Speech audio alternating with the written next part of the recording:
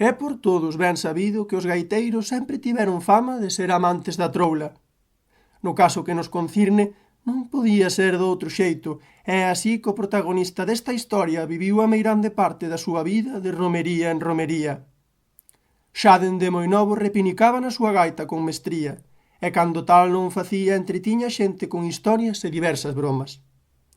Sendo aínda un rapaz, foi moi moceiro, mais axiña casou e tivo 3 fillos, sendo a súa familia a súa maior preocupación na vida. Co correr dos anos sempre estivo á altura dos coidados dos seus achegados, poñendo da súa parte os cartos que sacaba do seu instrumento. Xa sendo moi maior, constatou con respecto á súa gaita: non hai mellor compaña, cando morra e ina levar de par.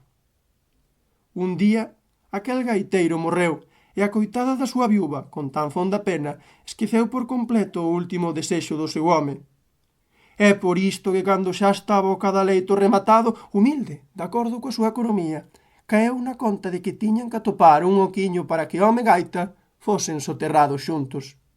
O carpinteiro, poñendo o mellor da súa parte, reparou en que non podían senón acoplarlle entre as pernas, o que fixeron antes de pechalo para sempre no seu leito final. O día do enterro, a muller atopouse moi apenada e, manifestando os seus sentimentos, alaiábase mentres dicía: «Ai, meu defuntiño querido, sempre fuches o mellor con nós, sempre nos deches todo canto tiveches, tan atento como ti eras, tanto nos fixeches rir, que ben o pasamos con iso que agora levas entre as pernas».